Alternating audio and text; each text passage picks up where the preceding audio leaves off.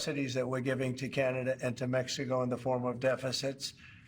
And I'll be putting the tariff of 25% on Canada and separately 25% on Mexico.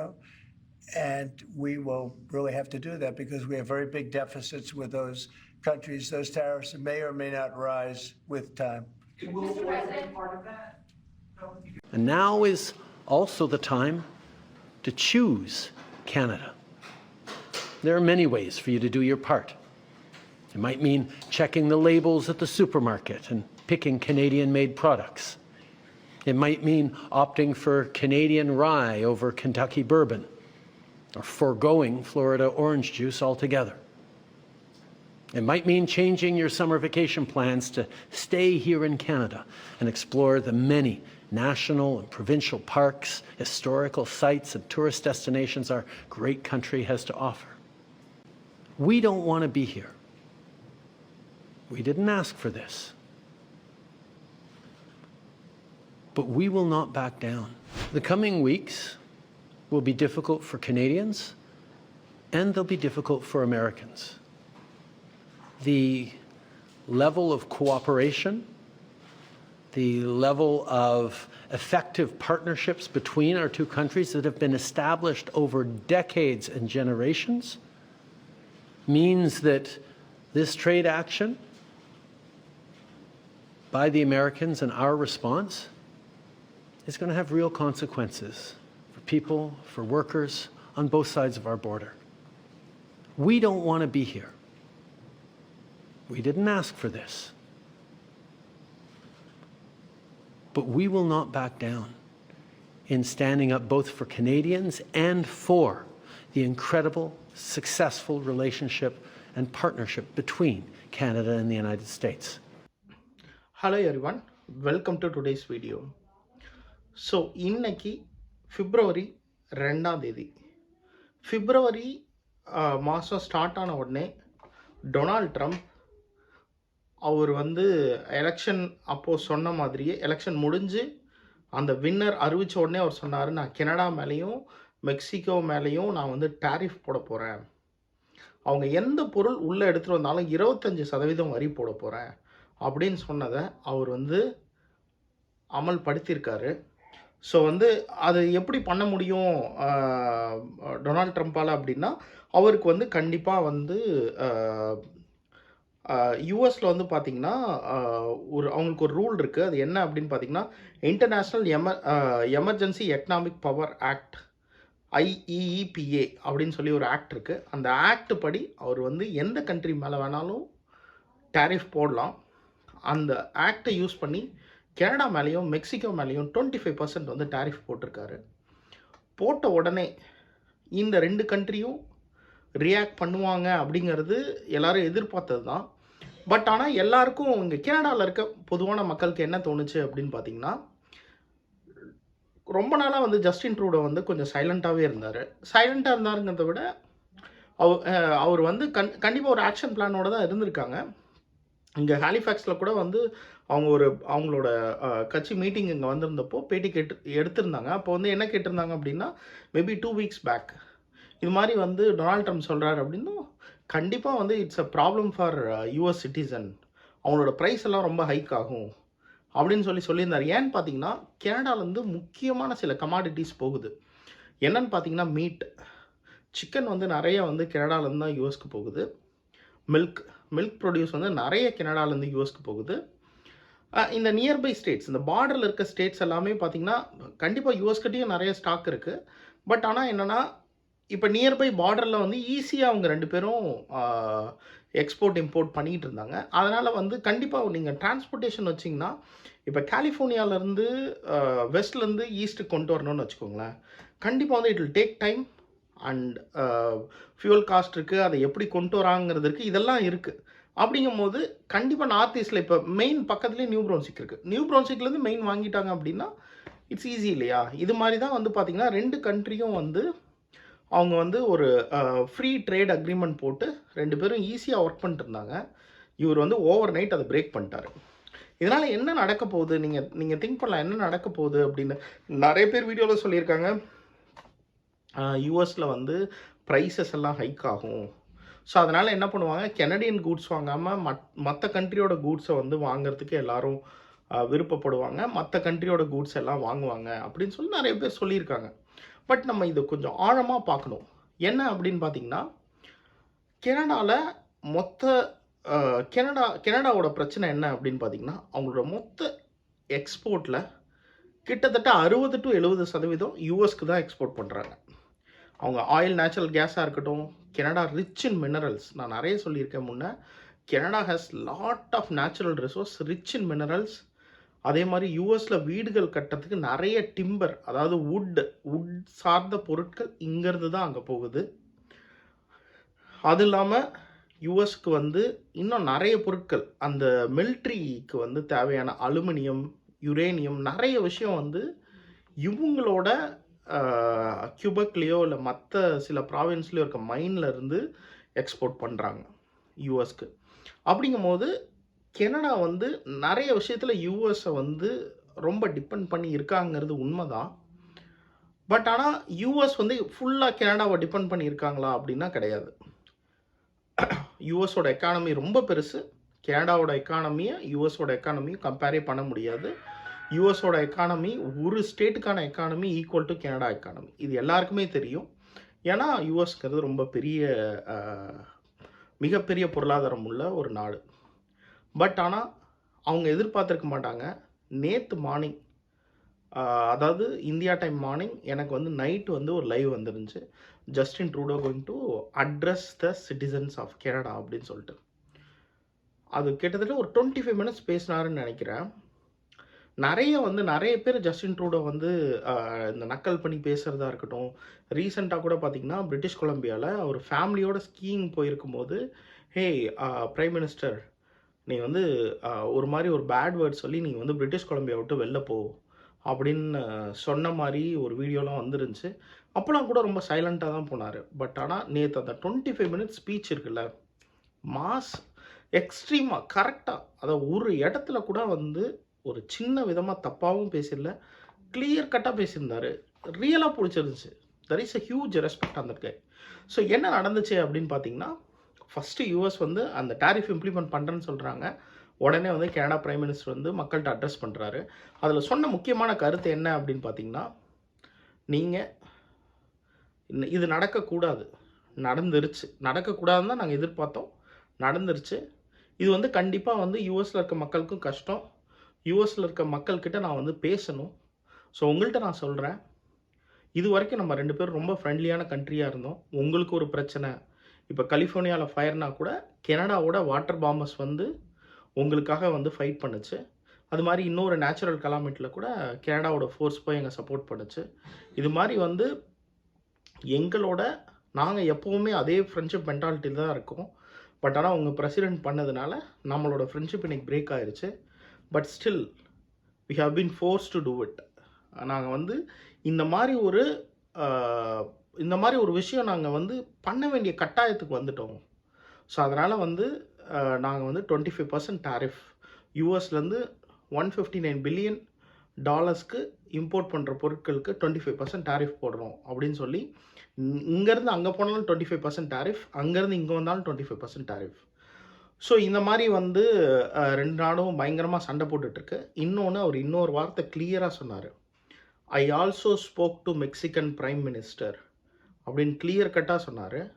And also இந்த government வந்து Donald Trump வந்து மெயினாக என்ன reason சொல்கிறாரு, Canada வந்து இமிக்ரேஷன் சரியாக கையாளல, நிறைய மக்களை வந்து அங்கேருந்து இங்கே விட்டுட்டாங்க, ட்ரக்ஸ் வந்து நிறைய பொருட்கள் வந்து அமெரிக்காவுக்கு வருது, நான் வந்து அமெரிக்கன் சிட்டிசனை பாதுகாக்கணும், அமெரிக்கன் சிட்டிசனுக்கு வந்து நான் வந்து நிறைய விஷயத்தில் வந்து அவங்களுக்கு நான் ஹெல்ப் பண்ணணும், அதனால் வந்து நான் கெனடாவை ஃபோர்ஸ் பண்ணுறேன் அப்படின்னு தான் சொல்லியிருந்தார்.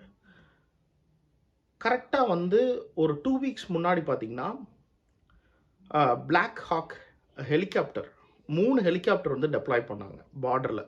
கெனடா பார்டரில் டெப்ளாய் பண்ணி சர்வைலன்ஸ், 24 hours சர்வைலன்ஸ். இதுக்கு முன்னாடி பார்டரில் வந்து பெருசாக சர்வைலன்ஸ்லாம் பண்ணதில்லை, ஏன்னா ரெண்டுமே வந்து ஃப்ரெண்ட்லி கண்ட்ரி தான். ஸோ இந்த 2 கண்ட்ரிக்கும் வந்து பெருசாக பிரச்சனை எதுவும் இருந்ததில்லை. அதனால் வந்து பெருசாக 2 பேரும் வந்து அங்கங்கே பார்டர் செக் பாயிண்ட்ஸில் செக் பண்ணி அனுப்புவாங்க. பட் ஆனால் இன்பிட்வீன் நிறைய லேண்ட் பார்டர்ஸ் இருக்குது. எல்லா இடத்துலையும் வந்து அவங்க செக்யூரிட்டிஸ்லாம் பெருசாக போட்டதாக தெரியல. பட் ஆனால் இப்போது டொனால்ட் ட்ரம்ப் வந்து நீங்கள் நிறைய பேர் விடுறீங்கன்னு சொன்னது கண்டிப்பாக அதுக்கு ஆக்ஷன் எடுத்து கனடாவும் விசிட்டர் வீசாலாம் வந்து அவ்வளோ ஈஸியாக கொடுக்கறதே கிடையாது. அதுக்கப்புறம் எல்லாருக்கும் தெரியும், ஒரு பர்டிகுலர் டைமில் நம்ம சேனல்லையே பிங் பண்ணி என்கிட்ட விசிட்டர் வீசா இருக்குது, நான் வந்து அங்கே ஜாபுக்கு வர போகிறேன், இது மாதிரி ஒரு 100 பேராவது கேட்டிருப்பாங்க. எனக்கு ஜாப் கிடைக்குமா, நோவாஸ்கோஷியாவில் கிடைக்குமா, அங்கே தான் பிஆர் ஈஸியாக கிடைக்கும், இல்லை எனக்கு வந்து அட்லாண்டிக் ப்ராவின்ஸில் கிடைக்குமா, இந்த மாதிரி கொஸ்டின் கேட்டால் எவ்வளோ பேர் இருக்காங்க நம்ம சேனலில். பட் ஆனால் அந்த மாதிரி கொஸ்டின்ஸ் எல்லாம் இப்போ குறைஞ்சிருக்கு. உங்களுக்கே தெரியும், கனடாவில் நிறைய ஸ்ட்ரிக்ட் மெஷர்ஸ் எடுத்துட்டாங்க. ஈஸியாக முன்ன மாதிரிலாம் வந்து விசிட்டர் வீசாவில் வர முடியாது. இன்னொரு பிரச்சனை என்னென்னா, கரெக்டாக வந்து போர்ட் ஆஃப் என்ட்ரியில் பயங்கரமாக ஸ்கேன் பண்ணி நீங்கள் வந்து அன்னெசரியாக அங்கே வரீங்க, உங்கள்கிட்ட ஃபினான்ஷியலாக நீங்கள் ஸ்டேபிளாக இல்லை அப்படின்னா உங்களை அங்கேயே நிறுத்தி திரும்ப அனுப்புகிற வேலைகளையும் செஞ்சாங்க. நம்ம அதையும் சொல்லியிருக்கோம். ஸோ கனடா வந்து அவர் சொன்ன உடனே அதை சீரியஸாக எடுத்துக்கிட்டு அதை இம்ப்ளிமெண்ட் பண்ணாங்க.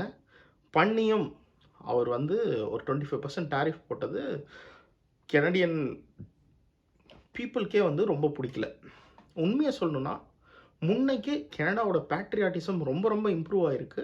நான் ட்விட்டரில் பார்க்குறதா இருக்கட்டும், நேரில் பேசுகிறதா இருக்கட்டும், எல்லாருமே வந்து as a Canadian everybody is together.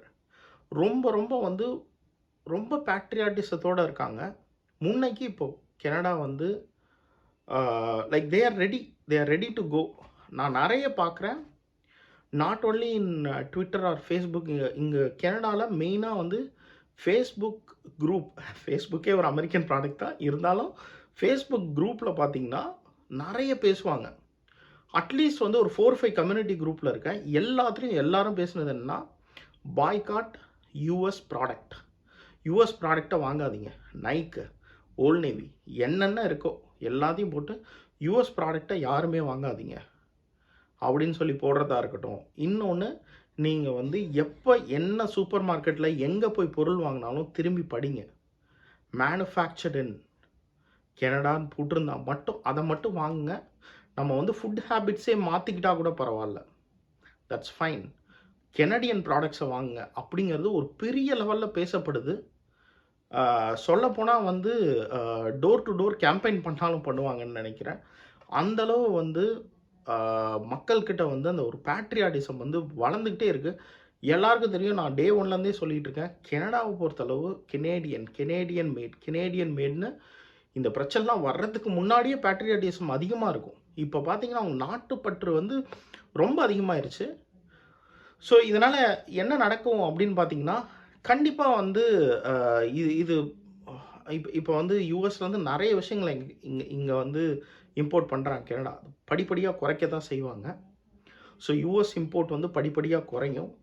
So அந்த ப்ராடக்ட்ஸ் எல்லாம் யூஎஸ் வந்து வேறு கண்ட்ரிக்கு சேல் பண்ணிடுவாங்க. அவங்களுக்கு வந்து they are not depend on Canada, அப்படி அது வந்து sure. But still Canada will not ரொம்ப வந்து யூஎஸ்ஸை டிபெண்ட் பண்ணி இருக்கக்கூடாது.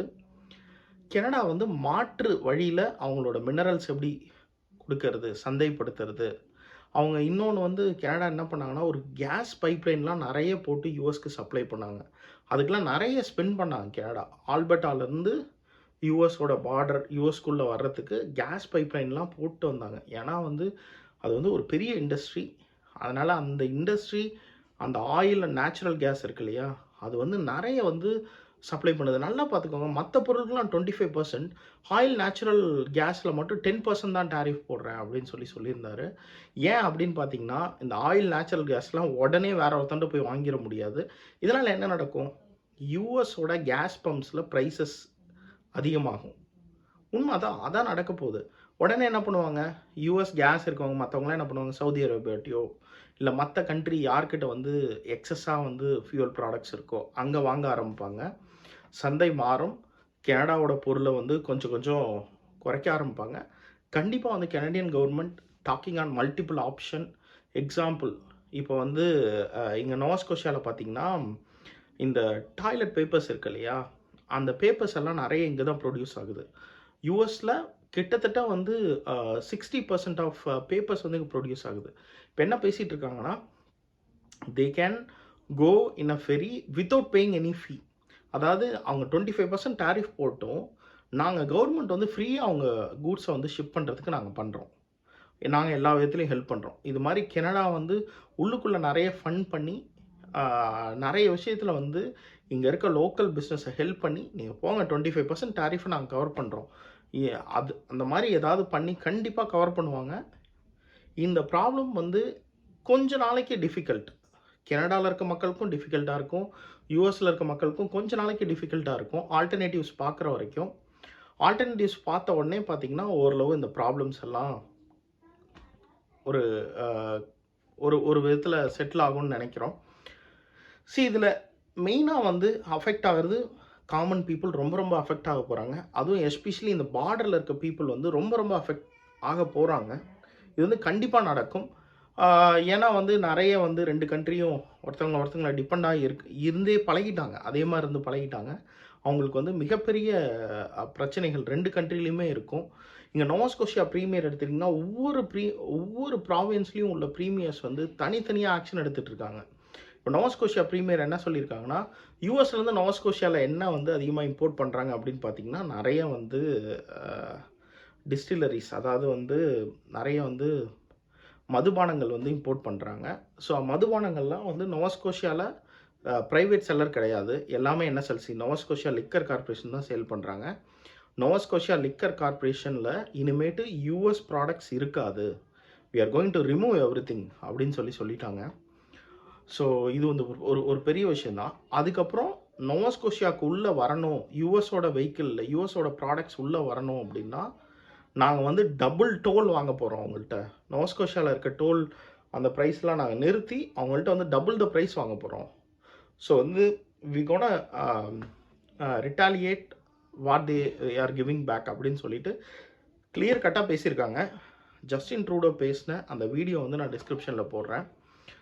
ஸோ இந்த பிரச்சனை வந்து கூடிய விரைவில் முடிவுக்கு வரணும். ஏன்னு பார்த்தீங்கன்னா முட்டையோட ப்ரைஸ் இன்க்ரீஸ் ஆகும், நிறைய வந்து மீட்டோட ப்ரைஸ் எல்லாம் இன்க்ரீஸ் ஆகும் யூஎஸில். அதே மாதிரி கனடாலையும் நிறைய பொருட்களோட ப்ரைஸ் இன்க்ரீஸ் ஆகும். யூஎஸில் வந்து கார்களுக்கான உதிரி பாகங்கள்லாம் இங்கேருந்து தான் போகுது. அதெல்லாம் வந்து டக்குன்னு அப்படியே ஒரே நாளில் வந்து கார் மேனுஃபேக்சர்லாம் அப்படியே மாற்றிட முடியாது. இந்த உதிரி பாகங்கள்லாம் இங்கேருந்து அங்கே போகும்போது 25% டேரிஃப் போட்டால் யூஎஸில் வந்து கார்களோட விலை அதிகமாகும். இந்த மாதிரி வந்து பல பிரச்சனைகள் வந்து இருக்குது இதுக்கு பின்னாடி. எதை பற்றியுமே யோசிக்காமல் கண்டிப்பாக யோசிச்சிருப்பாங்க கவர்மெண்ட். ஸோ வந்து யூஎஸ் கவர்மெண்ட் கண்டிப்பாக யோசிச்சிருக்க வாய்ப்பு இருக்குது. பட் ஆனால் இதோட அது என்ன சொல்கிறது, இம்பேக்ட் வந்து எவ்வளோ பெருசு இருக்குன்னு யோசிக்காமல் டக்குன்னு ஒரு டேரிஃபை போட்டு இவ்வளோ பெரிய ப்ராப்ளம் வந்து கொண்டு வந்துட்டாங்க. ஸோ 2 பக்கமுமே வந்து மக்களுக்கு வந்து இன்னும் ஒன்றுமே புரியல என்ன நடக்குது. ஆனால் யாருக்குமே இதில் விருப்பமே கிடையாது, அது மட்டும் 100% ஷுர். ஏன்னா இது அரசியல்வாதிகளுக்கோ இல்லை 1% அந்த அது என்ன சொல்கிறது ரைட் பீப்புளுக்கு வந்து இது ஓகே அப்படின்னு படுது. பட் ஆனால் நிறைய மக்கள் காமன் பீப்புள் எடுத்துக்கிட்டிங்கன்னா அவங்களுக்கு வந்து இது ஓகேவா படல. They want unified US and Canada, அதுதான் வந்து அவங்களுக்கு வேணும் அப்படின்னு ஆசைப்பட்றாங்க. பட் காலப்போக்கில் இதுக்கெலாம் ஒரு முடிவு வரும்னு நினைக்கிறேன்.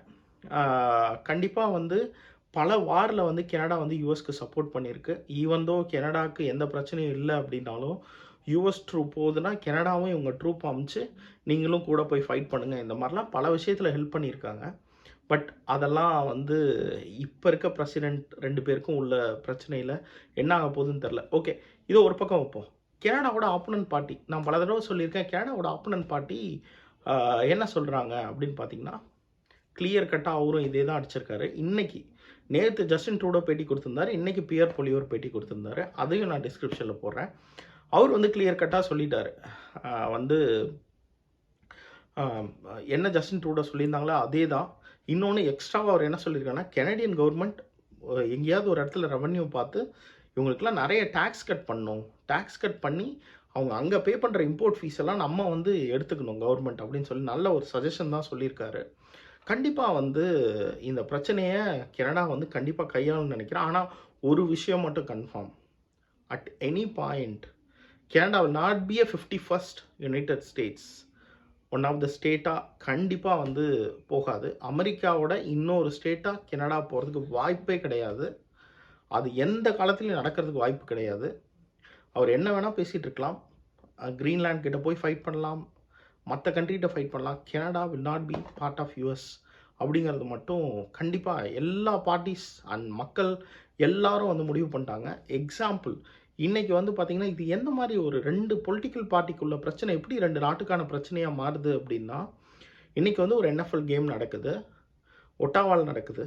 யூஎஸில் உள்ள ஒரு டீமுக்கும் கனடாவில் உள்ள ஒரு டீமுக்கும் கேம் நடக்குது. நடக்கும்போது யூஎஸோட நேஷ்னல் ஆந்தம் போடுறாங்க. அங்கே கிரவுண்டில் உள்ள எல்லாரும் சேர்ந்து ஒரு நேஷ்னல் ஆந்தம் எப்போவுமே ரெஸ்பெக்ட் பண்ணணும். பட் ஆனால் மக்கள் கொதிச்சு போயிருக்காங்க. அவங்க என்னென்னா உடனே பயங்கரமாக கத்த ஆரம்பிக்கிறாங்க யூஎஸ் நேஷ்னல் ஆந்தம்க்கு ஆப்போசிட்டாக. இந்த மாதிரிலாம் நடக்கக்கூடாது. இதுக்கு முன்னாடி நடந்ததே கிடையாது யூஎஸ் கனடா ஹிஸ்ட்ரியில். But it is happening now. So இது எங்கே போய் முடிய போகுதுன்னு தெரில. இந்த மார்க்கெட் வந்து ஒரு வேளை சைனாக்கோ இல்லை ரஷ்யாக்கோ தான் வந்து நிறைய ஹெல்ப் பண்ணும் இந்த மாதிரி ஒரு situation. It's not going to help US at all. But அவங்க கண்டிப்பாக அதை ஒரு பிளானோடு தான் பண்ணுறாங்க. ஸோ வருங்காலத்தில் என்ன நடக்குது அப்படிங்கிறத நான் கண்டிப்பாக டீட்டெயிலாக அப்டேட் பண்ணுறேன். கண்டிப்பாக ஒரு நல்ல ஒரு லாங் வீடியோவாக இருந்தாலும் டீட்டெயிலாக பேசியிருப்போம்னு நினைக்கிறேன். இன்னொரு வீடியோவில் மீட் பண்ணுவோம். Until then by from Tamil.